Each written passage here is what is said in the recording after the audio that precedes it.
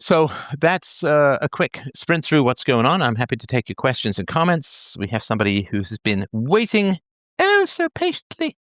Privateer of the something. Private ear. That's like phone sex, right? Okay, but don't do that. Okay, maybe. If you wanted to unmute, if you have questions, comments, and if anybody else has questions, comments, we can open it up to other topics if you like, but I'm just going to check and see. I would assume that since I started this show, things have gone up because that's just the kind of power I don't have. No, they've stayed flat. All right, Privateer, what's on your mind? Howdy, how you doing, Stefan? Well, thanks. How you doing? Great. I just wanted to know if you had any information on the Core 30 versus Knots debate that's been circulating. I'm kind of out of the loop there, so I was wondering if you could shed some light on that. Oh, do you mean like the because I think I just did a show on this a couple of weeks ago on the larger return size. Is that right? Well, it's like I think it's like the validation of the entire blockchain, if I remember correctly. The Core 30 update, I think, is happening on Friday. Mm. And I think the Core 30 issue is that it's going to allow for image generation within the blockchain, and then it stays on the blockchain. The issue is that it can, well, be used maliciously potentially.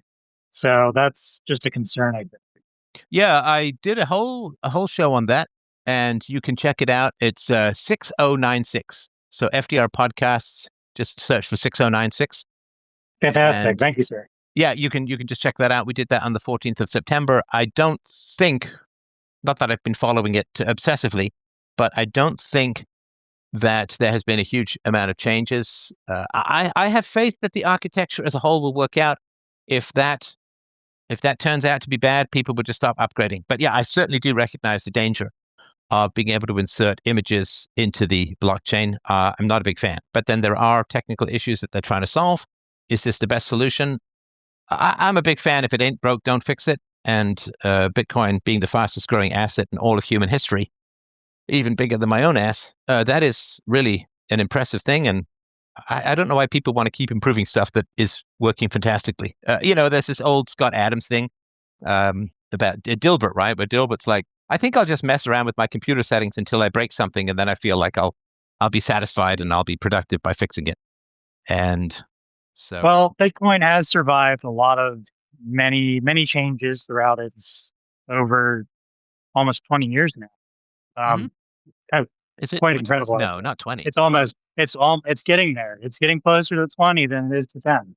Yeah, yeah. That's for sure. 2009, 2008. Yeah, it's getting Yes, out there. sir. So we're getting up there. So it survived a lot of pushback from other hard forks, I guess we could say, right? But Yeah, and if ultimately, this really does blow, then people will just roll back, right? I guess just do a hard fork, right? I mean, I guess that's always the safety Or do a hard mechanism. fork, It's or you not, could just use the older client and things like that. So there's a bunch of different things. Um, Eventually, it does end up being democratic, although it's long and painful. But you still can't force people to upgrade. yes, and it can be quite messy, but Yeah, sometimes that's what's needed, unfortunately. Oh, we'll see, yeah, I guess, right? yeah. I mean, it's whatever the free market decides. Like, this is not something that is imposed by governments, so it has a chance of not sucking eggs. A chance, right? Most of what people, this is the funny thing about the world, right? Most of what people do fails. And this is true no matter what. So if you look at, what was it, 52 plays from Shakespeare, of which maybe 6 to 8 are produced on a regular basis, that are sort of the famous, the Macbeths and the Taming of the Shrews and Hamlets and Merchant of Venice and so on. Although I think that one's a little less popular these days for Oh obvious yeah, reasons. I work in technical development, so I'm totally aware of that. For every idea, 10 of them fail. You know, Well, so yeah, and so if you look at Shakespeare, like the most brilliant writer I think the world will ever see, like honestly, I don't think that you'll ever. I'm certainly aiming at it, but let's just give him number one for all time. And 3/4 of his plays are not considered particularly great. I mean, the sonnets, there's maybe 10 or 20. If you look at Dickens, wrote like 37 novels, of which 8 or so are considered sort of venerable classics. The Great Expectations and David Copperfield and A Christmas Carol and so on. And I mean, even within programming itself. I mean, programming itself. I'm not too familiar, but I know a little bit about it. And well, if you wanted to push for branches and some branches just don't work out, then you can always just roll back and start all over again. oh So, yeah, I mean, so even if you look at sort of number one bands like Queen that lasted from the late '60s to the early '90s, the Queen's greatest hits, of the hundreds of songs that they produced, people in general know maybe 10, maybe 12. And so, they have a success rate of, hits of 10%. What was the last time that Paul McCartney came up with a great song and so on? So even among, stone geniuses, the failure rate vastly exceeds the success rate. So, and this is why when you ring things with government force, like currency creation and interest rate manipulation and so on, the bad ideas just never get weeded out. So at least with Bitcoin, it's not imposed, dare I say, by fiat, right? It's not imposed by force, and therefore it has a chance of not sucking. And yes, that's just it a absolutely reality. does. And now we have the banksters, which has its own pros and cons, right? But like they do carry a lot of weight behind them. Yep. And if they're invested in it like we are, they want it to succeed. So they're going to try to do whatever they can to ensure that the blockchain stays healthy. Yes, I think that's true. And the only thing worse than not having the bankers involved in your enterprise is having. Sorry, the only thing worse than having the bankers involved in your enterprise is having them not involved in your enterprise. And there was simply no way for Bitcoin to become as stable and widely accepted as it is without the banksters getting involved. It's kind of a deal with the devil, but it doesn't really matter because they're just going to be there. Otherwise, it's going to take too many highs and lows to be taken seriously. I mean, the Bitcoin has stabilized enormously since they came in, which was not that tough to predict. So we'll see. We'll see with this upgrade. If it takes, great. For sure. If it doesn't, then there'll be a rollback, and it'll be like New Coke, right? Like this is back in, what was it, the '80s or the '90s? Coke finally changed its recipe, and they poured $1 zillion into trying to get people to try New Coke, and everyone tried it and like spat it out because it tasted like. Sadly, I was never around for that, so I was unable to taste what it tasted like before. So you're lucky, I guess. Yeah, well, now they brought the original recipe back because the New Coke was like a combination of saccharin, bull semen, and antifreeze. It was just a bad Yikes. combo all around. All right, so anything else you wanted to mention? Alrighty, I think we're all good here. You can bring someone else up. Thanks for talking. Thanks, man. Appreciate it. All right, Renegade Investor Uck. I'm very good at pronouncing these things. Yes, sir. What's on your mind? Oh, hi, Steph. Thanks for doing the talk tonight. I just wanted to get your opinion on a theory that I've been thinking about for a long time. And I've been in Bitcoin for a long time, almost 12 years now. And I've never seen... Okay, hang on. So that's 12 Earth years, but Bitcoin years are like dog years. So how long does it feel? Oh my God.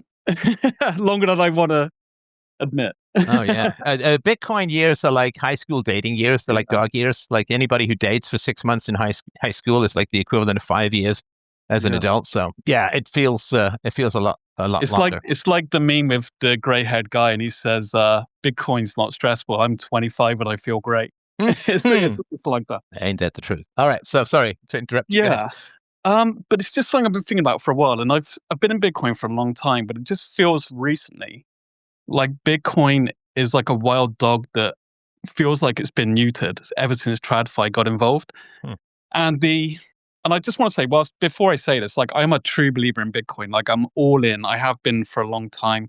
I've created content, everything like that. Like I'm absolutely all in. Believe it's going to lead to like a libertarian, sound money, free market future. Like the best shining light in the world right now. But it almost feels like at the moment, the market action of Bitcoin is completely underwhelming. And it just... I'm sorry, the what reaction? Just like the market, just the price action in Bitcoin seems completely underwhelming because it's not even sort of outperforming the NASDAQ and the S&P 500 in terms of percentage gain. And their markets that are respectively 20 trillion, 50 trillion dollars, and even gold, which is 22 trillion, is absolutely trouncing the sort of recent returns on Bitcoin. Mhm. And people are floating the idea of why this might be, because the inflows have been absolutely huge. Like over the summer, I think the supply-demand sort of demand-supply ratios were almost up to like 10 to 1 when you look at all the ETF inflows and all the Bitcoin treasury companies. So there was no sort of lack of demand for Bitcoin. It's coming in from all angles. Yet the upside seems so limited compared to the relative strength of the inflows. And people are starting to float the idea of whether there's any way that TradFi is sort of maybe potentially creating paper Bitcoin or rehypothecating the underlying collateral to kind of dampen the. Okay, sorry, I'm afraid you're going to have to step me through this. All right. This theory, because it doesn't leap full formed into my brain as something I can comprehend. So step me through it. So actually might be worth linking this back to precious metals. So for a long time in the precious metal space, a lot of people believe that there's a lot of rehypothecation or recollateralization of contracts on the COMEX or the commodity exchange, where they trade all the sort of gold and silver contracts and they're not completely backed by the physical metal. And so for a long time, sort of price action in gold and silver was very dampened, especially in silver, where there seemed to be systematic sort of hits on the price daily. And people believed that they were just creating contracts which then artificially increase the supply to dampen the price. And people are now starting to wonder, because... Do you mean leveraged stuff, like the trading stuff that's highly leveraged? I'm sorry if I'm just dumbing it down too much. No, just literally creating contracts that aren't backed by the underlying asset. Okay, got it. But it's reflective of the underlying asset, but it's not a 1-to-1 ratio. Is that right? Yeah. Okay, so they're creating contracts that are not physically backed by the underlying asset, but the market perceives it as still having supply in the market, if that makes sense. Yeah, got it. And so I'm beginning to wonder whether now that TradFi has got involved in Bitcoin and the price action seems really sort of like it's not on fire like you would imagine it would be for an asset that is, because like Bitcoin's market cap is just over $2 trillion. Yeah. And it's not even outperforming sort of other risk on assets that are 20 and 50 trillion. And so you'd think... You mean like gold and silver? Gold, the S&P, and the NASDAQ, like all of these. Yep. So I just think to myself, man, you'd expect for a risk on asset like Bitcoin to be a fraction of the size to not be able to outperform such big indices. It just doesn't seem right. And I'm just wondering whether the same dynamic is playing out, where they're perhaps TradFi is somehow creating some form of paper Bitcoin that isn't backed by the underlying collateral, right? To increase supply and dampen the price. But I sort of there's this old cartoon about some medieval battle, and it's like, longbows, can they do that? Is that allowed? I don't know if they're allowed to. And again, I'm not any kind of expert on financial regulations, but I don't know that the SEC or other agencies, they can be kind of strict. I mean, just go ask the library guys, right? The LRBY guys, right? They can be kind of strict and so on about what they consider to be an asset and what they allow in terms of collateral and so on. So I don't know if they can. Are you saying that they can do it and they're not telling people, or do you think it's something that might be happening under the table, or what's your theory? I guess my theory is that if you have a lot of Bitcoin on exchange, you could physically see your Bitcoin on the exchange, but maybe they don't have the full amount backing the Bitcoin in the background. Okay.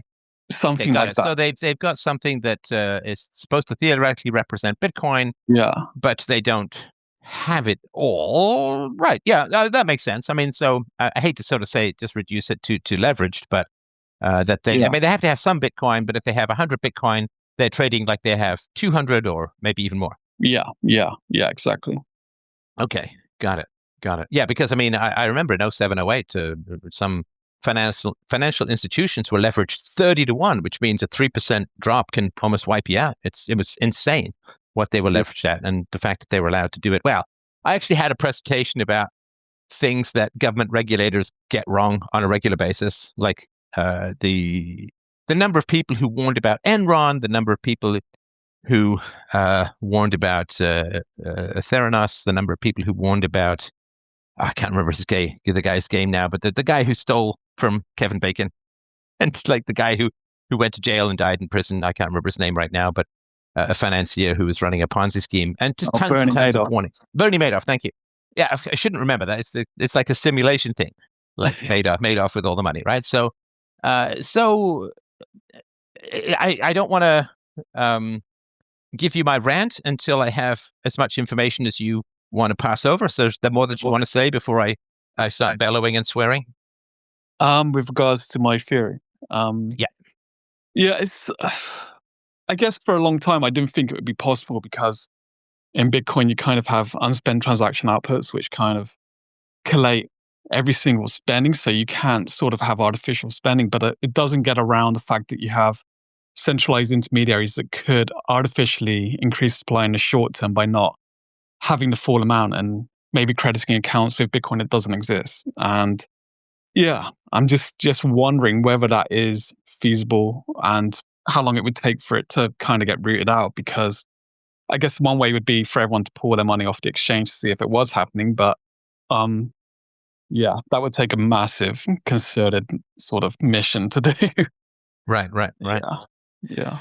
Well, of course, it absolutely could be the case that, and I would be shocked if nothing shady was going on, having been around the finance world quite a bit over the course of my career, both as a programmer and also as a guy trying to raise investment and having investment meetings and so on. I would be shocked if there was nothing shady going on, but I don't think it's enough. I think it's another answer. And again, it's just my, obviously, opinion. Formal permission to swear request submitted. Yeah, go for it. Are you sure? All right. Yeah. All right, because I can get quite colorful. So yes, tender ears, please get your smelling salts ready. So how long have you been in Bitcoin? Since 2013. Right. So a latecomer. I'm just kidding. So here's the problem. And it's an obvious problem. I don't claim any intelligence for pointing this out. Hopefully some intelligent stuff will come soon. But the problem is that when you get incredibly familiar with something, it's really hard to remember how fucking stupid people are about it. So you know the ins and outs of Bitcoin. You've been immersed in the environment for 13 years. So, you know, your knowledge of Bitcoin and your investment in Bitcoin is so old that its balls are dropping and it's starting to smell at the armpits. So it's second nature to you. You understand it deeply, which means it's hard to remember how retarded people are about Bitcoin. I mean, okay, how often do you go to people, let's say they're in their mid to late 60s, and try to explain Bitcoin to them? I talk to people all the time from every age group, and I sometimes I know what you're trying to say. Like I've normalized it so much that I forget what people don't know. Okay, so, but are you talking to people who are generally interested in Bitcoin already, or are you just like grabbing people by the lapels on the bus or something? Well, not the bus because you're into Bitcoin, so you're living in a cardboard box. But a whole range, a whole range. Like people that know nothing, people that are into it, people that are experts. Like, yeah. Okay, so what is your experience of trying to explain Bitcoin to people who don't even know what fiat currency is? I mean, people don't even know what the problem Bitcoin is trying to solve is. Yeah, it can be a real challenge. I have a cancer cure. Oh, what's cancer? Oh, God. Right. I mean, do you talk to turbo normies? And I'm not saying you should. I'm just like, have you had that experience of trying to explain Bitcoin to turbo normies? Oh, yeah. Yeah. So many times. How does it go? I just have to go really slowly. I explain it as like the internet of money. I find that's the easiest way to do it. You say it's not information, it's money rather than information. But you have to go through a whole series of different analogies to try and explain it. And it is to some degree incomplete, right? Yeah. Because obviously it uses internet protocols, but it's not really the internet of money. And I mean, it's a good analogy. I get that. It's on the internet and it has value. but the internet doesn't have to sync, and the internet is run by centralized computers, and so it doesn't have to all update. It's not when I update my blog, it has to be updated everywhere else on the planet immediately. So I get that, and I'm not trying to nag at but it's somewhat incomplete. And since for people, a lot of their money is digital already, they're not even sure what problem Bitcoin is trying to solve. So what is your success rate of getting people to genuinely understand why Bitcoin matters and what it's for, starting from scratch? I mean, it's pretty good. I've converted a lot of individuals in my time to actually make their first investment. I think in terms of percentage, it's hard. No. That's investment. Fine. Bernie Madoff did that too. Not that I'm putting you in the same category. Sorry, in terms of but no, understanding. Yeah. As opposed to, it's going up, I'll buy some. Oh man, it's probably, much smaller. So over the 13 years of conversations, just ballpark, what percentage of people that you talk to who don't really know much about Bitcoin come out with a deep understanding of it? God, it must be under 1%. Right. Yeah. Right. Because Bitcoin is an IQ test. Yeah. And it's not just an IQ test because there are smart people who still don't get it, but it's an IQ and moral test. Now, the overlap of IQ and morality is really tough because smart people know just how much money can be made from being amoral. And so trying to get people to understand that Bitcoin is not a value technology, it is a moral tool of humankind's salvation. It is the only fucking chance we have. Getting people to understand that is tough. Because to get people to understand why Bitcoin matters, they have to understand just how fucking evil the system is that we have right now. How predatory, how enslaving of the young it is. How the funding of everything that wrecks us is gleefully enabled by people who can type numeric shit into their own bank accounts and use it to dissolve the West that is. The fact that the people who get the newly minted, typed in money shit can spend it at full value, while those on fixed incomes and the poor, the old, the aged, spend it at a fraction of its former value. It's the most regressive tax known to man. The fact that it funds war, the fact that it has been used to swell the population of, say, Africa 5 or 6-fold in an unsustainable system. And what happens then? What happens when the money runs out? So in order to get people to genuinely understand what Bitcoin is, you've got to rip them out the matrix. That every dollar they touch is a fucking bloody Aztec manacle around the next generation. And it is the funding of war, it is the disassembly of human beings, and it is the predation upon the productive, the kind of which even the most fevered dream capitalist in a Marxist nightmare could achieve. So getting people to understand that Bitcoin is moral. Say the internet of money, well, the internet is used for a lot of shitty stuff, right? It's used to push propaganda, pornography, all kinds of falsehoods and defamation. And I mean, for God's sakes, Wikipedia is on the internet, right? So getting people to understand what Bitcoin is for requires getting them to understand what Bitcoin is against. And that's really tough for people. And the older they are and the more they've been invested in the system. See, people don't evaluate ideas. They evaluate the effect of those ideas on their social circle. That's a whole different planet, right? This is why people veer away from conspiracy theories, even though, as you know, the gap between a conspiracy theory and an accepted fact is now down to the months. It used to be the centuries, then the decades, then the years. Now it's down to the months. Look how many FBI agents were January 6th. Anyway, so people don't evaluate, Bitcoin, that's interesting. Internet of money. Oh, that's interesting. What they are going to evaluate is, oh my God, hang on. Are you saying that the financial system that we have right now is hopelessly corrupt and evil? I got Thanksgiving to go to, man. I don't want to know that. Because what am I going to say to people? You know, there's that old saying, depression or dissociation is looking at the world through a glass darkly. Well, that's what happened.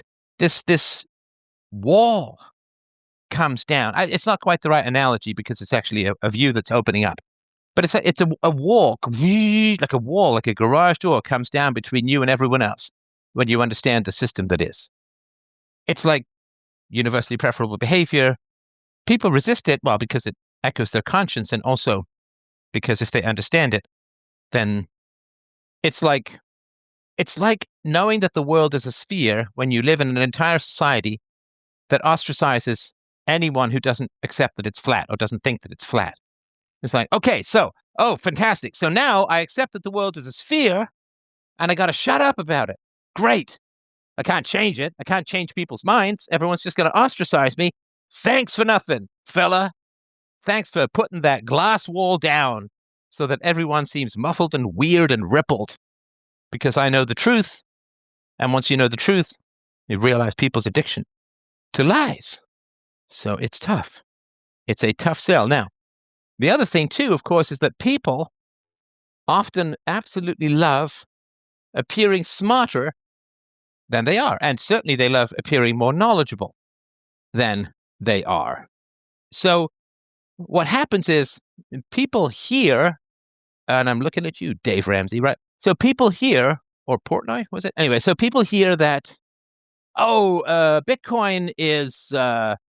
it's a scam. Bitcoin, it's not backed by anything. Bitcoin has no intrinsic value. They just hear this stuff. They don't really understand it. They don't look for counter arguments. The first time I hear an argument, I immediately go look for the counter argument, whether it's an argument I like or I don't like. I will go look for the counter argument.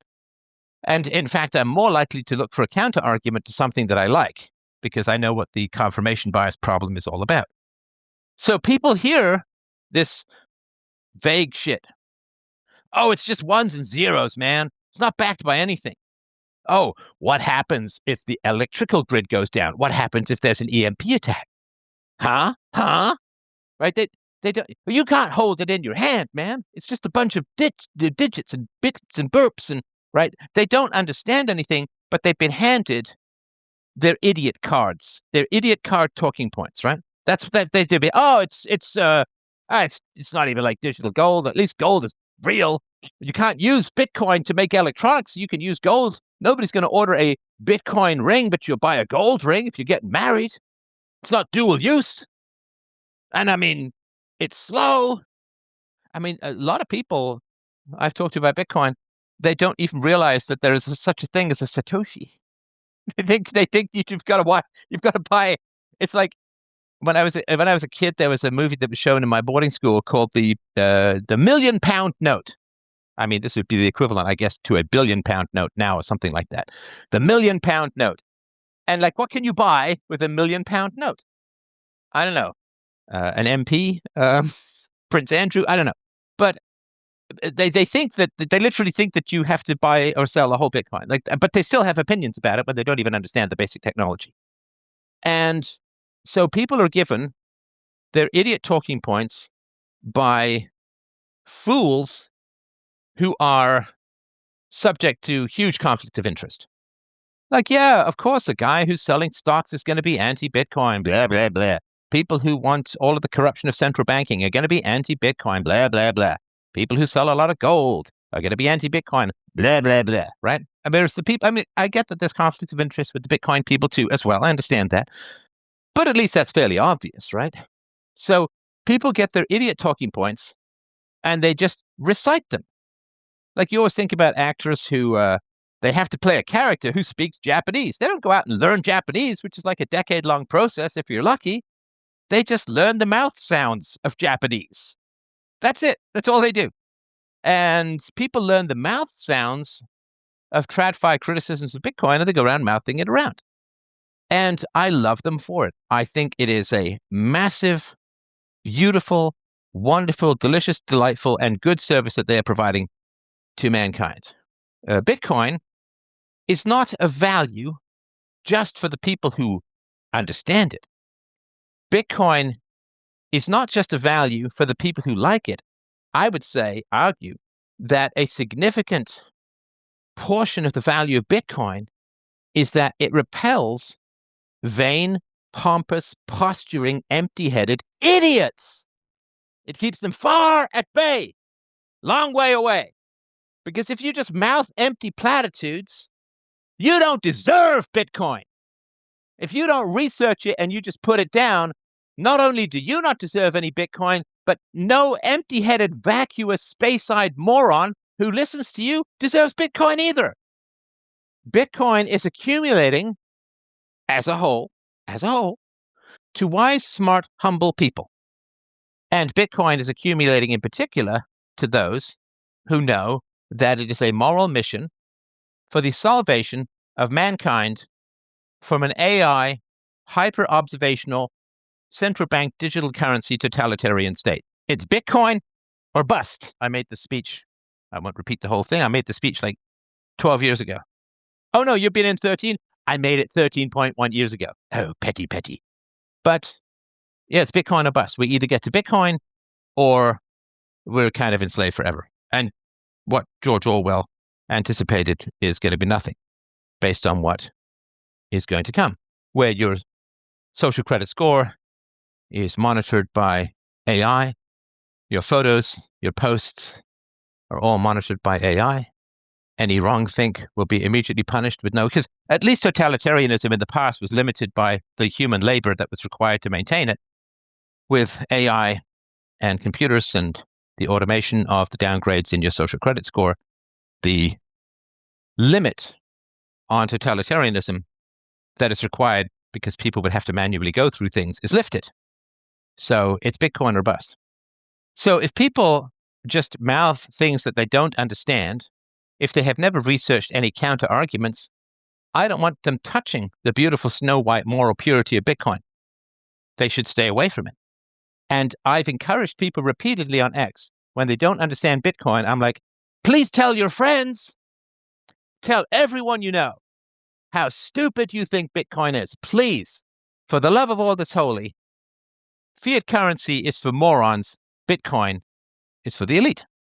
And I'm not a moral elite, intellectual elite, humility elite, rational elite, whatever you want to call it. But we are, as the smart people and the moral people, particularly listeners to this show, we are staking our claim on the new continent called Moralistan, Virtuopolis, the shining city on the hill. And I strongly encourage you to do this. You, the caller, everyone who's out there. If people are idiots about Bitcoin, don't correct them. Encourage them. That's interesting. You should tell more people about this. You really should. Because Bitcoin can survive just about anything except idiots getting hold of Bitcoin. And we've had to suffer under the rule of idiots, living as we do, in a bribocracy, right, where the productive get stripped of their resources in order to buy votes from the incompetent and the foolish and the greedy and the wastrels and the incontinent and impulsive, people who won't take responsibility for their actions, shift the burden to the more responsible, and we get plowed under the wet earth of grasping fingers. And we get to a meritocracy with zero barriers to entry that are physical. The meritocracy of understanding the need for a store of value independent of political control. 'Tis a consummation devoutly to be wished. Money outside the greasy grasp of greedy politicians is essential, not just for a better economy, that's true, not just for the depoliticization of the economy, that's also true, but for the salvation of mankind from the predations of inflation, the manipulations of interest, and the population shredding disasters of endless war, and the enslavement of the next generation through debt, deficits, and unfunded liabilities. So we have an aristocracy of value acquisition based on what? Well, I mean, of course, you've got to have some scratch to buy some Bitcoin, but it is based on the willingness to cast aside all prior knowledge and start from scratch, which is really the dream of Socrates. Socrates says, the only thing I'm certain of is that I know nothing. And the sophists and the liars and the manipulators and the bribers, those who, like all sophists, make the worst argument appear the better, have been in charge of the human universe since there was such a thing. But now, finally, we get the chance to acquire value based on humility. Based on humility. In my salad days, I went to people I knew and I said, Bitcoin is very important. You know how we've studied this stuff since I was in my mid-teens? It's very important. What do you know about? You don't know anything, blah, blah, blah. Even if it is the email of money, who makes money off email? Even if it is the internet of money, who makes money from pushing just empty digits around? Show me something tangible. Well, I guess your own stupidity isn't tangible and I can't show you that. But the people who are willing to wipe the slate clean, the people who are willing to take all their prior conceptions, like a whiteboard, and just hose it down and start from scratch.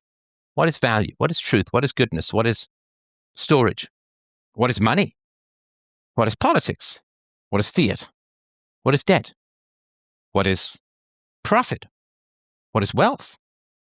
I spent the last week and a half chatting with our good friends on the Indian subcontinent who think that the transfer of gold makes people wealthy, like they never heard of Spain and the 400-year recession that followed the acquisition of gold from the New World, but they debased and destroyed their currency. So we finally have philosophy, humility, virtue, the lack of pretense of knowledge, and the building up of wisdom from scratch. Finally, it doesn't just get you a cup of fucking hemlock.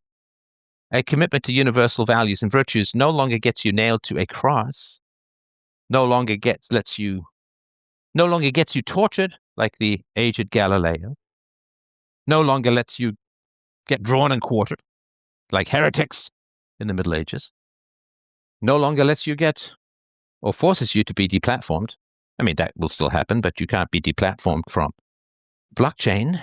It is the haven. It is the safe haven for humble and moral souls. An utter reversal of the majority fool dominance of endlessly greedy, graspy, Aztec child shredding, fiat currency, intergenerational theft and enslavement. It is a value to be earned by reason and the self-erasure of prior propaganda and the building of knowledge from first principles. Naturally, I have to put in the caveat, clearly, that's not everyone in Bitcoin, but that's the essence of what it is. And the reason why Bitcoin is not worth as much as gold is because people aren't willing to unlearn the evils they've learned. And that's fine. They can be left behind. But the people who are willing to be humble in the face of new knowledge and to understand the shining staircase to the glowing golden city on the hill that Bitcoin and only Bitcoin represents, we can ascend. The prior aristocracy was based on the violent acquisition of land. The new aristocracy is based on the fraudulent creation of made-up money. But the future aristocracy will be based on the humble acceptance of basic moral truths. That human beings cannot handle power. Human beings cannot handle the right of infinite fraud and counterfeiting.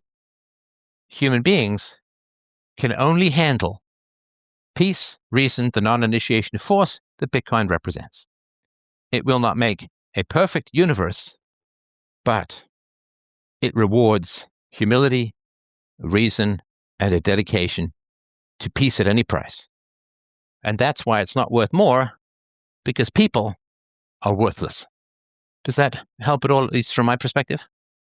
All right. We may have lost it. All right. Does anybody else? Questions, comments, issues, challenges, problems? Appreciate y'all. Thank you for dropping by today. A great pleasure to chat. And you guys certainly do poke some fairly decent language out of me, and I thank you for all of that. All right. I think we have not. I have done good or put people to sleep. I think done good. Oh, he's back. Is there something that you wanted to mention at the end? Just wanted to respond, but yeah, absolutely. I couldn't agree more with what you say. Like, Bitcoin is all about the moral mission.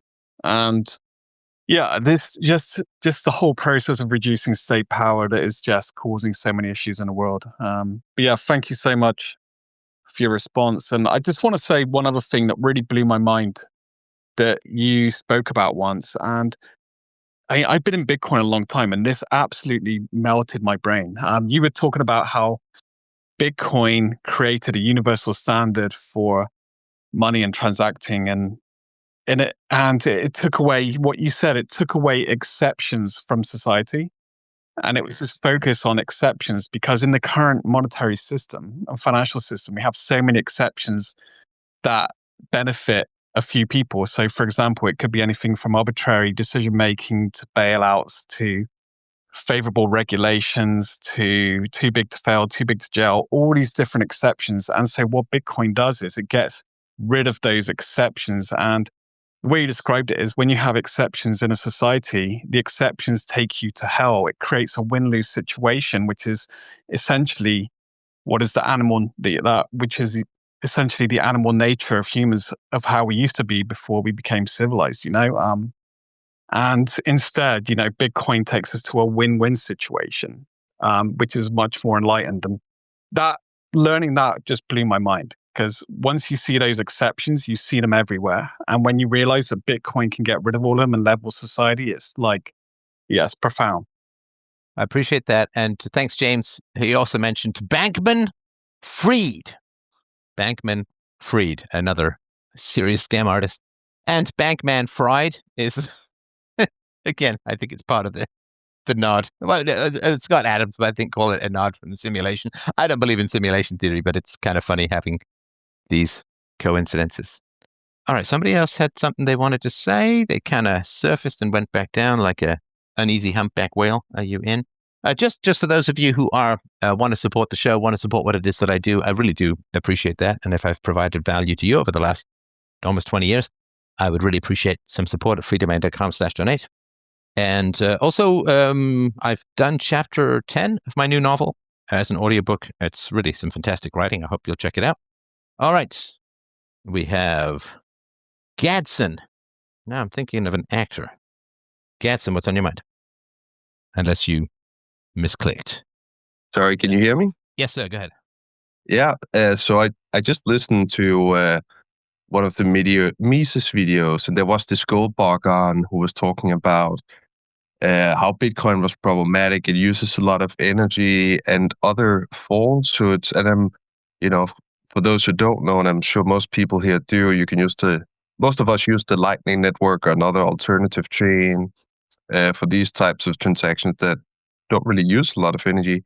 So I'm wondering, you spoke about going on the offensive, and I feel like often I end up in the sort of libertarian Google nanobot who has to research these things, as you are very familiar. Should we go on the offensive for these Philistines, or how should we handle them? Well, there's a couple of questions just to find out if people think. Just find out if people think. Right. So I posted the other day about how, of course, the settlers didn't hand out smallpox blankets to wipe out the native population. Like, of course they didn't. There wasn't even a robust germ theory until the 1880s. And in 1832, there was a desperate attempt to try and inoculate the native population against smallpox with an actual act of Congress. But so, yeah, of course. And of course, they didn't know that smallpox could be carried with blankets. And it actually can't be, except for a couple of hours. And then even then, the smallpox would have to be rubbed into some sort of open wound or sore, and it never worked. And there was like one guy who mentioned it in passing, but it never worked. It's all just a bunch of Marxist nonsense. But so, yeah, so if you hear this stuff, my first impulse is, okay, what's the counter case, right? So you just ask if people think. So Bitcoin uses energy, right? It's like, okay, do hospitals use energy? Yes. Should we shut them down? Well, no. It's like, okay, so using energy isn't bad. Quick question. If you fall down the stairs and your shin is sticking out through your skin, would you call 911? Well, because that costs energy. And then, heaven forbid that the ambulance comes to get you, that costs energy as well. Sirens and lights and gas and all of that. Would you call? So, of course, so then you say, well, the use of energy is not bad, right? And then I would say, how much excessive energy has been used by buying things on credit, right? Because if a guy goes out and orders a Maserati that he can't pay for, he's just, in a sense, created one extra Maserati, right? Because by the time it's returned, there's probably another one made. And so when you buy things using debt, you are stimulating production in the here and now, consumption in the here and now. And so how much energy does the national debt represent that has been consumed in advance of what people can afford? Okay, what about unfunded liabilities? In America, for instance, that's $200 trillion, which is massive, right? Absolutely massive. Many, many, many multiples of the entire economy in unfunded liabilities, which is promises that the government has made that it does not have the money for. What about money printing? So the fact that America and other countries, of course, I don't want to just pick on our American friends, but the fact that the government can fund a whole bunch of stuff without raising taxes, how much energy does that consume? How much energy does mass migration, which is a government project funded by fiat currency and debt, how much is that? Right? So just ask people some basic questions. How much does war cost in terms of energy? War is a massive consumer of energy. And of course, the entire purpose of an army is to break things and kill people. Those people need to be replaced, which costs more energy. Think of all the energy it costs to raise a human being, put him in a battlefield, and have him blown up by a drone. The drone costs energy. The training costs energy. The people cost energy. And so how much energy does war? And try funding a war on Bitcoin. And just how would you fund a war if the government ran on Bitcoin? How would you fund a war? Well, you'd have to ask people to donate their Bitcoin, but you couldn't just create your own Bitcoin. So you just ask people some basic questions about energy. Now, an honest person, of which there's those of us in this chat and maybe 12 other people, and you can purchase your honesty at freedomain.com/donate. No, that's just a little bit of integrity. But anyway, so honest people, when you point this out, will be like, I never thought about that before. And I'd be like, yeah, good, I get it. But, that might want to be a habit you get into, right? If somebody says, oh, Bitcoin is not backed by anything. Okay, have you ever, what are the counter arguments of that? This is what I ask people as a whole. What are the counter arguments? Believe it or not, I've been called a racist in the past. Shocking. And, whenever I'm called a racist, I'll be like, oh, so tell me where you've called a non-white person a racist. And of course, nobody who calls me a racist has ever called a non-white person a racist, which means they're just a racist. And their opinion can be utterly discarded. So people say, oh, Bitcoin uses a lot of energy. Okay, so the fundamental question is compared to what? Compared to what? And if people have never thought of that, have never looked up a counter argument, then I would say, look, you can't really call yourself knowledgeable about anything unless you know the counter arguments. You don't know anything if you don't know the arguments against it, which is why when I do shows, I please come on board and tell me how I'm wrong. What did I get wrong? It's Kevin Samuels line, right? Issues, criticisms. I'm always inviting people. When that philosophy professor a week or two ago wanted to chat, man, top of the line, front of the line, take me down, brother. Sharpen my sword with the sparks of your intellectual whetstone. So if people have these opinions, Bitcoin uses a lot of energy. Okay, let's say that it does. It does. But do we? Yeah, do we compared really to what? need Have you looked at the counter examples? And if they haven't, I just invite them to go and do that and come back when they actually know something. Sorry, go ahead. And yeah, that's also been my experience. I mean, the best conversations, they do come from sort of this Socratic way of sort of nudging them, because you know all the facts that you have to sort of in this labyrinth where they have to, where you have to guide them and they have to learn to get their way out. But I'm thinking in the context of what you said earlier, right, that we don't want necessarily you owning Bitcoin. I mean, please go and tell. I think it's so funny. Yeah, it absolutely. Yeah, because if people are like, no, I just know the way, and Bitcoin uses energy. It's like, so your argument is anything which uses energy is bad. Well, fiat currency uses a huge amount of energy, right? I mean, it literally has to be enforced by law, which takes a lot of energy. So anyway, but if people deny that, I'm like, you know what? Go in peace, please. Tell everyone you know that Bitcoin is bad because it uses energy, and be sure to use some energy when telling people that Bitcoin is bad because it uses energy. Be sure to fuel yourself with a sandwich in order to do that. So no, honestly, I've said this from the very beginning, like 20 years ago, right? That if you hate me without any reason, what reason is there to hate me? I'm reasoning for the good of mankind, right? I mean, occasionally I could be a little impatient or whatever, but, so I can bear some correction and some, maybe some mellowing of the sharper edges, but not hatred, right? So it's like, yeah, if you think I'm just some bad guy because some idiot with a keyboard told you, then yeah, please go and tell all your friends I'm a bad guy. And that way they'll stay away. So yeah, it's not, I wrote this about an exclusive club in my new novel, which is called Dissolution. And I said 10% of the value of the club is who's allowed in, 90% of the value of the club is who's kept out. And that's the big bucks, Costco. You need a membership. That's the idea. So, all right. Well, I appreciate that. Is there anything else you wanted to mention? Yeah, I wanted to mention before leaving, of course, that we have different chains even to Bitcoin. We have the Bitcoin Lightning Network and other ones. So I would not even see the point that Bitcoin uses a lot of energy. I think people just in general on this subject, I've never heard so many people speak. Well, actually, that's not true. Speak so confidently about something they know very little about.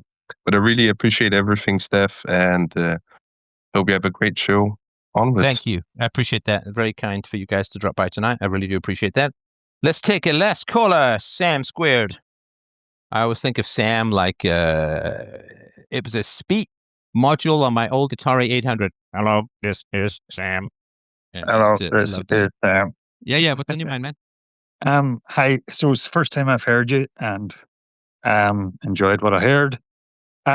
I enjoy the more philosophical or psychological discussions around Bitcoin.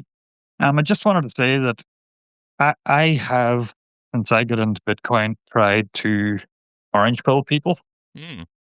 And so at the beginning, I just couldn't understand why these otherwise intelligent, logical people, couldn't accept the evidence that I was presenting to them. So then after a while, I sort of stepped back and tried to analyze it all. And I came up with a few thoughts. So people sometimes ask, what is money? But I think the bigger question is, what is our relationship with money? It's not necessarily what is money. And I think there's a kind of I think a large percentage of the population have a sort of a Stockholm syndrome relationship with fiat money at this stage. That's because it keeps getting stolen from them through inflation and stuff, right? Well, they know, people know on some level that governments don't necessarily act in the people's best interests, and that they spend money beyond their means, and that they fund wars. They know this. Like, people know on some level where inflation comes from. They know that when they go to the supermarket that, the price of goods is going up because the government can't balance a budget. But yet, when you try to introduce the concept of a hard money asset, which counteracts that, it's like they can't let go from the system that's punishing them. And that's one observation, that it's like a Stockholm syndrome. And then the other... Well, I'm sorry. The other thing too is that when you accept something like the orange pill, you have to look and say, holy shyster balls, Batman, every single major institution is lying their asses off to me. Like, why didn't I ever hear about this in government schools or the government media? Or like, there was a bombing, I think it was a bombing of a plane off Ireland, and it was being reported on by some Canadian media outlet that I think is pretty much government funded. And they were playing all the sad singing sounds in the background. And it's like, what? It's programming people to be sad rather than angry that 100 people might have been blown out of the sky. So it's just that level of programming why has nobody ever said this? If it would be on the news. It's like, no, not going to be on the news. They're all bought and paid for. So I think it's uncoupling people from that. It is unplugging them from the matrix, and they wake up in a place that looks very different. Sorry, go ahead.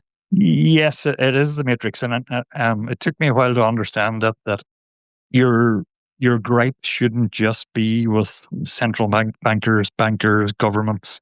It goes much deeper than that. So as you can probably guess, I'm Irish, but I've been living in New York for 10 years.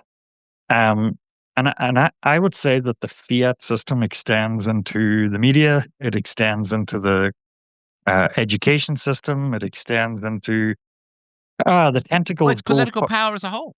Because Yes, political power is based on money creation. And that's why Bitcoin limits political power, because you can't just wish money into existence and use it to bribe people. And so everybody who's a political addict, a political junkie, wants more political power, loves fiat, hates and fears Bitcoin, and they just can't be objective. Sorry, go ahead. So just one final point. So obviously living in New York City now, others may contradict what I'm about to say, but I would have seen, so I'm 52. So when I was in my teenage years and 20s, I would have seen New York City as the capital of capital, right? It was the capital of capitalism, right? New York City in about a month's time is going to elect a very hard left socialist mayor. And to me, that seems like, I respect democracy, obviously, but to me, that just seems inconceivable. I'm sorry, why do you respect democracy? Well, I mean, you'll obey it, I guess. Sure, I get, but I respect it. I respect, I'm a romantic, so I respect if democracy is here. Now, maybe I'm naive, but the point I wanted to make is you were talking about how people react. And it seems to me that as Bitcoin is getting more widely adopted and as conversations about the money printer being so damaging are penetrating further out into society, there seems to be more people drifting towards sort of running after, like running after the Pied Piper, the socialist who's going to promise free things to make the cost of living lower, than there is coming to the Bitcoin side. And I just think that's an interesting dichotomy that's going on. The rise of Bitcoin in parallel with the rise of socialist ideology. Yeah, there was a teacher I had when I was a kid. I still remember her name. And she would say, do this, right? Do this, please. And if you hesitated or didn't listen, she'd say, I'm asking nicely. And it was like vaguely threatening, but she never really followed through on it. And listen, there are people who, through no fault of their own, are down on hard times and down on hard luck and so on. But the problem with all this kind of free stuff is that people lie and cheat and steal, and it just corrupts people. So when it comes to charity and helping people, it's like, I just want people to ask nicely. That's all. I just want people to ask nicely. Maybe you're a young woman, maybe you were badly raised, no dad, and you got pregnant out of wedlock, and you're very religious. You want to keep the kid. Hey, you know what? I'm not gonna, you don't burn people like that at the stake. We all have made mistakes over the course of our life. Help people out, but you gotta ask nicely. Don't come at me with the state. Don't come at me with guns and laws and counterfeiting, money printing, debt, unfunded liabilities. Don't come at me with that shit. Ask nicely. Ask nicely, and we can talk. But when people are like, you got to feed my kids, you got to, or I'm going to call the cops and raise taxes and print more money. It's like, well, now you're not asking nicely. Now we don't have a friendly relationship. There's a Reacher. It's kind of a goofy, semi-cartoony show, but fun. And he's like, no, why not? You didn't ask nicely. Say please. If I grew up with the please and thank you and the sort of maybe a little over-anal British repression of any of that kind of aggression, but it's like, ask nicely. When I was a kid, what was I always said? What was I always told? Ask nicely. I want dessert. I want dessert what? Oh, sorry, I want dessert, please. Right? Or my mother would always say, when I would say, can I have a piece of chocolate?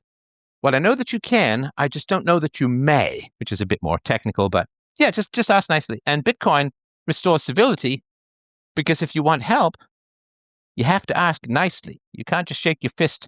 You can't just shake your fiat fist in people's faces and demand that they fund increasingly self-destructive lifestyles.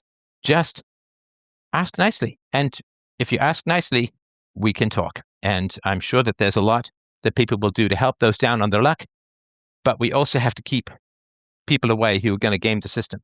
Well, there's people who they're disabled and they need much. Like, okay, but then you get a bunch of people who fake disabilities and scam the system. It's, well, we got to send COVID checks out. Oh, it turns out there are billions of dollars stolen through COVID scams and all of this kind of stuff. So everything you do gets corrupted, which is why people have to ask nicely. Otherwise, they'll just eviscerate your financial bowels. All right. Is there anything else that you wanted to mention? I think we had another caller or two, if I remember rightly. No, that was it. Thank you for letting me speak, and I enjoyed the space so far. Well, thank you. And I appreciate you bringing back the accent of my childhood. I was born in Ireland and spent a good deal of my youth there in and around Athlone. And it was just a lovely, lovely time in Ireland. I absolutely love the place. I'm not sure I'd be allowed back, but I love the place. All right. Color Bloom. Speak now, he ordered. I'm asking nicely. I'm asking nicely. Yes, no? Yes, no? All right. We will move on. Can you hear me? Yes, sir. Hello? Go ahead. Oh, awesome. It's nice to be talking to you finally. I've been listening to your stuff since back when Bitcoin was worth $600 a pop. Wow. Nice. Yeah, back in those days. Yeah. Oh, yeah. Yeah, I wish I'd bought some back then, but and I wish I'd caught this airing you've had going on tonight. I hope you bring on the same subject again and have another discussion, because I think we're mostly running out of time, but I wanted to talk about Cardano and ICP versus Bitcoin, because I think they're three incredible crypto projects with a lot of integrity. And I know that Bitcoin could arguably be the most decentralized, the most secure, but Charles Hoskinson, the guy that founded Cardano, was talking about how the problem with Bitcoin is it can't scale, and the only way to get it to scale is with third-party solutions which are centralized. And so he was saying when he built Cardano, he went back to the drawing board of the idea of Bitcoin and said, okay, let's start this thing over. And he essentially tried to create, it's like the same anatomy of a input-output, what do you call that? The UTXO model of Bitcoin, but it's extended. And his idea was to make Bitcoin again, but make it get everything right that Bitcoin didn't get right. But then you had Dominic Howard come in. He was around the founding of, he was one of those big crypto guys that knew Charles and maybe knew some of the people that created Bitcoin. And he's like, okay, you guys can go do your projects. What I'm going to go try to build is a world computer, because if we're going to really get this blockchain thing going to scale, he looked at what Charles was doing and what Bitcoin is doing, and Ethereum, like trying to change something mid-flight. He says, if you really want to build a rocket ship that's going to blast off to the moon, you got to start from scratch, and you actually got to build a computer system that's able to Okay, be a sorry to platform. interrupt. I enjoy Laura as much as the next guy, but I'm sorry. how do you centralize? How do you speed things up without centralizing? And if you are centralizing, how do you solve the problem of centralized control? Well, right. This is where I guess what Dominic Howard on ICP was trying to say is you get a decentralized network of, it's like building a new computer infrastructure over all these different jurisdictions all over the globe, which is what they're in the process of doing, and they've already built some. So listen, bro, I with all due respect, and I find the topic fascinating. I've been in tech sales, and I know a sales pitch rather than an answer when I hear one. So the challenge with Bitcoin, of course, decentralized is slower, but resists centralized control, which is why Visa can process a zillion transactions a second, because it's all centralized. But then you have the problem of centralized control. So decentralization is slow, but is resistant to tyranny. So how does another architecture solve the problem of that, solve that issue? Well, yeah, I mean, that's where I guess I got to get back in and see. It's the kind of thing where, like, I watch his interviews and I listen. I'm like, okay, he had a good answer to, like, the question you just posed. But me coming onto the show, I was just more excited to, like, just talk about the subject. But I think, he's trying to say there's, like, on-chain governance. He's trying to say it's decentralized. And I think Charles brought up a good point of, like, well, what is decentralized, though? And we got to answer that question, actually, because you hear the word all over the place. And so my experience as a programmer was I sold systems to multinational corporations back in the 90s when everything was crazy slow. And decentralization turned out to be the only way things could work. When I centralized things, and there were systems that I had written and created that were in 5 different continents, and I couldn't have a central database. It was too slow. So I had to have a decentralized database that exchanged information overnight. So I have some actual technical experience in this problem of centralization versus decentralization. And there is no magic wand. If you're going to centralize more, you have the problem of centralized control. If you're going to decentralize, it's going to cost you speed.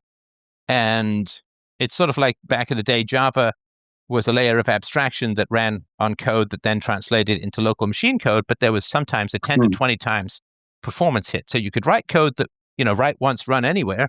Java, just another vague acronym, I think was the acronym source. Right. And so, you could write once, run anywhere, but you downgraded computers about 15 years back in the past in terms of speed. So listen, I'll look into it some more. And if you're welcome back, if you have some more technical stuff, or if there's someone you want to bring on. It's like, when Elon Musk, I think, was talking about how fast Doge was, it's like, yeah. And the systems that I wrote were incredibly fast when they were just on my computer. But when we sort of put them on 5 different continents, they slowed to a crawl. And then I had to have local databases that synchronized to one central database overnight. And it was all very exciting. So, so I know some sort of the technical side of things.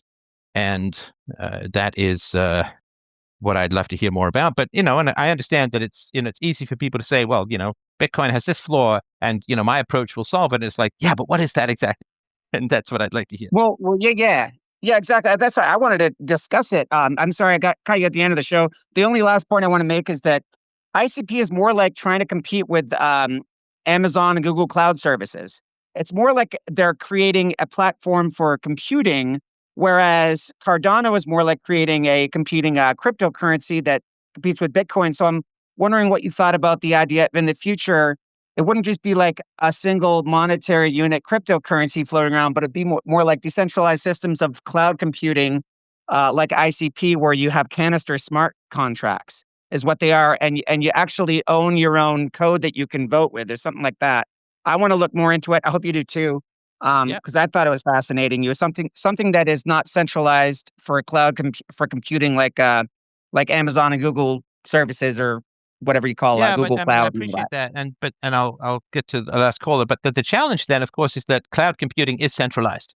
When you are renting something from Amazon, or you are running OneDrive or Google Drive or something like that, that's all being run on centralized computers, which is why it tends to be kind of snappy and fast. But then you have the problem that if somebody is in control of the centralized computers, A, that's a vector of attack that is very vulnerable, and B, it's too much control to give an individual or any corporation or organization any kind of centralized control over human currency as a whole. Then we're just kind of back to fiat. So, all right, let us go with Drago. I feel like you're in a poorly pantsuit about to shake me down for money in Eastern Europe.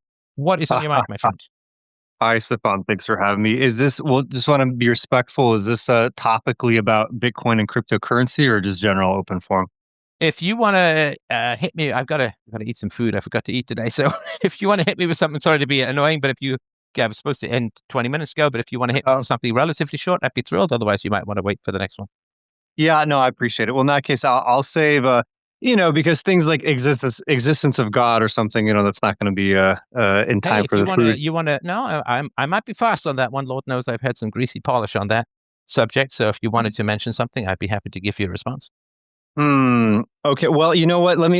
So I'll do the short one, but I will ask you, when in general do you do the spaces and the schedule with the subscribers? I did sign up, by the way, and for those listening, I do recommend signing up for Stefan's if you like the philosophy chats. But yeah, I know you have the Sunday subscriber only one. I just want to check, are there other times, or is it just kind of like depending on when you want to speak, you pop up depending on as the spirit moves me, so to speak. So I don't have anything. I'm going to get around to scheduling, but I have to, because the subscribers are kind of scattered. And yes, I appreciate your pitch for the subscriptions, but you do get a lot of really juicy, tasty bonuses on the subscriptions. But I have yet to sort of figure out a good time that works for everyone. So it's a little bit catch as catch can. But yeah, Sundays 11 a.m. is definitely the scheduled time. So yeah, hit me with a question and I'll do my best. Right on. And last clarification, I'm the guy on the forgiveness thing where I came in with the blitzkrieg because I only had a couple minutes to talk. So thank you for that. And apologies when I had to bail out. But no problem. Yeah. So all right, I'll save the fun or transcendental thing for next time. But the quick one is, okay, so from an economics argument or finance, we have the present value and the future value of money, right? So present value, based on the growth rate, becomes future value discounted by the growth rate or discount rate brings us to present value. So, would you agree? Talking about interest rates? Yeah. No, just for those listening, because I want to make an analogy based on economics. Okay, just so people, because the future value of money is a bit abstract, and I don't want to reframe your argument, but just let me know if this makes sense to the audience as a whole. Because if we rush, we lose people. So interest rates are because money is worth more now than it is in the future. And so if you want money now, you have to agree to pay the price of renting that money, which is the interest rate. So if I want to buy a computer now, let's say I need $500 to buy a computer, the computer is worth more to me now than if I save up $10 a week and can buy it in a year.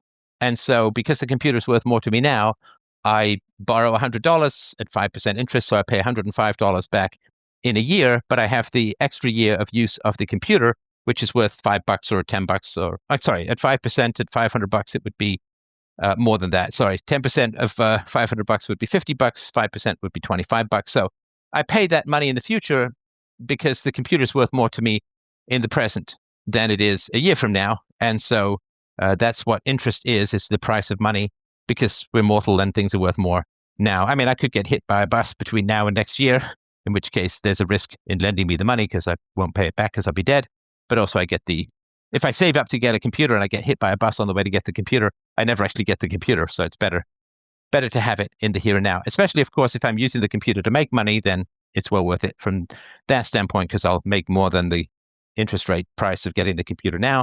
And the same way, you could save up for 25 years to buy a house, or you can get a 25-year mortgage, in which case you get the house for 25 years and you don't have to rent some other place. So if that's okay, so future value of money is basically interest rates, which is that money is worth more now than it is down the road, or assets. Does that make sense? Yep. No, for sure. And so, right. And I come from a finance background. So, right. So, and I know you understand it, I guess, in the audience. I hope everyone understands it. And similarly, the value of any asset today is a discount of all the future cash flows. And I don't want to get technical, but the point is, all the future value you're going to get, you move it through time using these formulas to the present. So, all this to say, to bring me to my main point, if a cessation of consciousness is kind of the inevitability where your consciousness, my consciousness, it all goes down to zero, complete nothingness. Like that, no matter what path, no matter what fork in the road, we all go to nothing, which is to say the future value is zero, right? Because, I mean, nothing is zero. So if the future value... Hang on. Oh, yeah. I just want to make sure I understand what you mean. The future value is zero. And the future value of consciousness for us subjectively is zero, because when the lights go out, there's just nothing there. Yes. Us subjectively, sure. And then the fact that if for any being, right, I mean, death is for everyone. I mean, maybe we just kick the can down the road, right? But eventually it converges to zero, the cessation of consciousness. And so if the terminal endpoint is zero, then if this future value, present value relationship can be applied in this context, then would that not mean that the present value is also zero? Hence, the concept of choice becomes kind of, meaningless, just that, short-sighted, because in the long game, it doesn't matter. Now, I get it that we don't exist then, so who cares? But, the question is it rational to prioritize my present moment sensation, knowing that the end of the story is going to be identical? No matter what fork in the road, the end of the story will end exactly the same way. And so, yeah. That's a good question. I have sort of three thoughts that pop into my mind. I'm not going to say this is definitive. Now, the first, of course, is that the fact that something ends doesn't mean that the enjoyment of it is meaningless. You go to a concert, your favorite band, they play for 2 hours, and then you got to fight traffic to get out, or take a bus full of rowdy people to get home. So the concert is over, but you still enjoyed the concert. Sex, lasts for, 3 to 4 days if you're Sting, and 3 to 4 minutes if you're not. And it's over, but doesn't mean that you don't want to have sex or a great meal. You finish, and it doesn't mean that you didn't enjoy the meal. So that kind of stuff, right? So the fact that things end doesn't mean that the process has no value. Like, nobody goes to a concert. Nobody says, well, I don't want to go to let's say you get free tickets to your favorite band. Nobody says, well, I don't want to go because the concert's just going to end. And it's like, yes, I mean, people who love are going to lose, right? I mean, I love my wife, she loves me, and one of us is likely to die, probably me, before the other. Does that mean we shouldn't enjoy each other's company? No, because it's going to end. We should enjoy it even more. If it's a 14-hour Bruce Springsteen concert where he wrecks his voice before recording We Are the World, he might not be so enjoyable. So the fact that something ends doesn't mean that the process is not fun. That's number one. Number two is, if you look at yourself as a collection of genes, well, you have kids and your genes continue. And, slightly altered, of course, mixed in with somebody else's genes, but hopefully that's somebody who you have some compatibility with, which also includes genetic compatibility. So you do live on if we count ourselves not just as consciousness, but as a transmitter of genetics. We do live on in our children genetically. That's number two. And number three, combined with two, but also separate from it if necessary, I hope that my work will last the test of time. I know that we were just talking about Shakespeare and Charles Dickens and so on earlier. We still enjoy the fruits of their consciousness, even though they are long gone. So in a sense, you do live on in that the products of your consciousness, either the products of your genes or the products of your consciousness, outlast you. And sometimes it can be a combination of the two because, my daughter has half of my genes and she also has a number of thoughts that I have taught her or we have conversed with. And she's also taught me over the years, so it's kind of intermingling. So I don't think that the future value goes to zero, because even if it does, it doesn't mean that we don't enjoy the present, and we also get to live on in our genes, and we also get to live on in our thoughts as we put them down. Even if we never write anything down, but only talk to our kids, we still adjust it the way that they think based upon our conversation, and so live on. Does that make sense? I'm not saying it's a final answer, but that would be my sort of first three. Oh, sure. Well, and I have three responses, but I'll defer to you because I know that you're probably hungry, so I'm going to defer to you whenever you want to close this. Yeah, go for it. Well, okay, the first one, so sure, experiences are enjoyable, but then I ask, well, that great meal that you had last year, or let's say the great intimate moment of intimacy, how much value do you get from that today? Well, basically zero, because when you really want it, when you're really hungry, whether for food or other pleasure, you could care less that you enjoyed it, last month, last year. No, you do. Right? No, you do care. Hang on. No, you do care. Because if I didn't have any meals last year, I'd be dead. So part of the plus of having meals last year is I got to continue to exist so that I can enjoy meals this year. If nobody if nobody ever had sex, we wouldn't even be here to experience pleasure or not. So the fact that the pleasure doesn't last forever, in a way it kind of does, because if you don't eat, whether it's a good meal or a bad meal, if you don't eat, you don't get to enjoy future meals. And if you don't have sex, then you don't get the aforementioned continuation of genetics and memetics that characterize a fairly close part of immortality. But sorry, go ahead.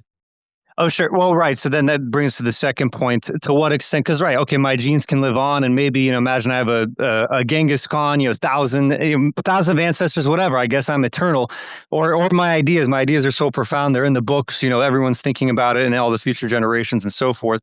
But then, from my subjectivity of nothingness, there's no. I cannot appreciate the fact that I have ancestors and descendants, or versus the person who has zero impact on the world.